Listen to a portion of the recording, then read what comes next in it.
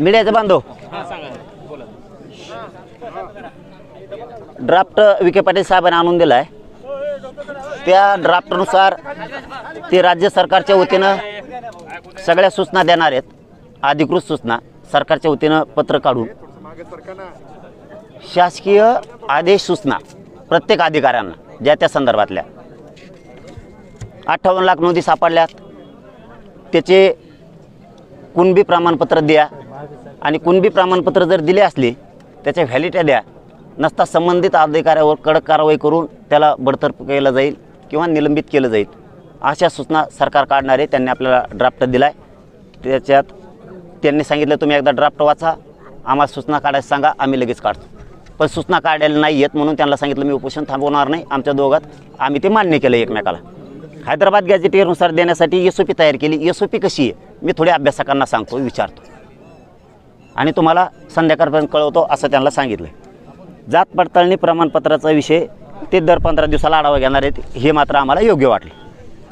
ते पण सूचनाच काढावं लागतील तेव्हा ते अहवाल राहणार आहे. सातारा संस्थांचा गॅझेटियरचा GR लगेच काढा असं मी त्यांच्याकडे हट्ट लावून धरलेलं आहे. त्यांचं म्हणणं आहे 1 महिना, माझं म्हणणं आहे 1 दिवससुद्धा नाही. आणि ती आमची चर्चा झाली. तुम्हाला सातारा संस्थांचा हैदराबादचा सातारा संस्थांचा गॅझेटियरचा GR लगेच काढावं लागेल.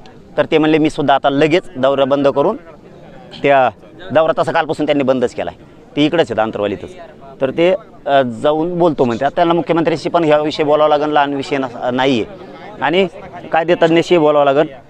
ते बी सांगतोत म्हणलेत, करतो म्हणजे करतोत म्हणलेत. आता करते नाही त्यांचा भाग, पण मी थांबणार नाही हे त्यांच्यावर निरोप दिला आहे. मी स्वतंत्र मराठा समाजासाठी मंत्रालय 1 महिन्याचा वेळ मागितला आहे. ही फक्त मुख्यमंत्र्यांनी घोषणा केली तर एका दिवसात होतं. 1 महिन्याच्या वेळाची त्याला गरजच नाही अजिबात, कारण ते समाजाच्या लेकराचं कल्याण होईल. बलिदान गेलेल्या कुटुंबाच्या पैशाचा विषय 15 दिवसात देऊन टाकून म्हणते ते ठीक आहे. ते पण पटलं आम्हाला. कुणबी प्रमाणपत्राच्या वितरित करण्याची कारवाईची दर 8 दिवसाला आढावा घेऊ म्हणते. जिल्हाधिकार्यालयाला हेल्पलाईन देऊ, ठीक आहे. ते पण चांगलंच आहे.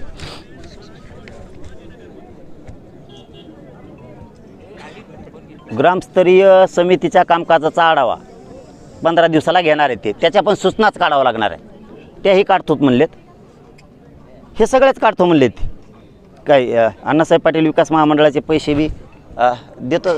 हां, ते पण सूचना काढायला लागलेत, देतोत म्हणून. सारथीच्या योजना पुन्हा सुरू करायला लागले. हां, ते पण ते पत्रकच काढायला लागणार आहे. हां, ठीक आहे. हे ड्राफ्ट दिला आहे आणि ते म्हणले मी काढतो, फक्त तुम्ही ओके म्हणून सांगा.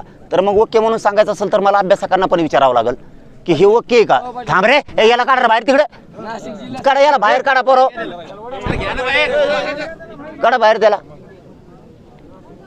परत पुढे येऊन देऊ नका त्याला. मला हे अभ्यासकांना विचारावं लागेल की हे योग्य आहे का. आणि त्यांचंही तेच म्हणणं आहे तुम्ही फक्त ओके म्हणा, आम्ही सूचना काढून टाकतो सगळ्या शासन स्तरावर आणि प्रशासन स्तरावर दोन्हीवर पण. कारण वरिष्ठ अधिकाऱ्याच्या सूचना लागणार आहेत आणि सरकारच्या पण सूचना लागणार आहेत. तर दोन्ही काढतो म्हणून त्यांनी सांगितलं आहे. मी आता अभ्यासकांना बोलून घेतो 5 वाजेपर्यंत. सगळ्या लांब किती असले तरी ते येऊ शकतात आणि त्या हिशोबानं हे सगळंच करून घेतो म्हणतात. आता त्यांना एकदा SOP देतो, हे सगळा विषय देतो, सूचना निघाल्या ते सगळं होऊन जाईल. पण माझं आव्हान करतो एकदा, मग तुम्ही सांग. माझं महाराष्ट्रातल्या सगळ्या अभ्यासकांना आणि तज्ज्ञांना आव्हान आहे. फोन लावायला वेळ नाही आहे आणि मीडियाच्या माध्यमातून घराघरात विषय जातो फोनच्या आधी आणि मी उन्हात आहे. त्याच्यामुळं मी फोनवर बोलू शकत नाही आहे. आमच्या भावना पण समजून घ्या सगळ्या तज्ज्ञांनी आणि अभ्यासकांनी. तुम्ही तातडीनं अंतरवालीकडे या 5 वाजेपर्यंत. जास्तीत जास्त आज सायंकाळच्या 6 वाजायच्या आत सगळ्यांनी या. तुम्हाला हे ड्राफ्ट दाखवायचा आहे. यानुसार GR काढायचेत का, यानुसार सूचना द्यायच्यात का. तुम्ही म्हणले ओके किंवा याच्यात बदल करा तर मी विखे पाटील साहेबाला तुमच्या समोर सांगतो की ही बदल करायचा साहेब.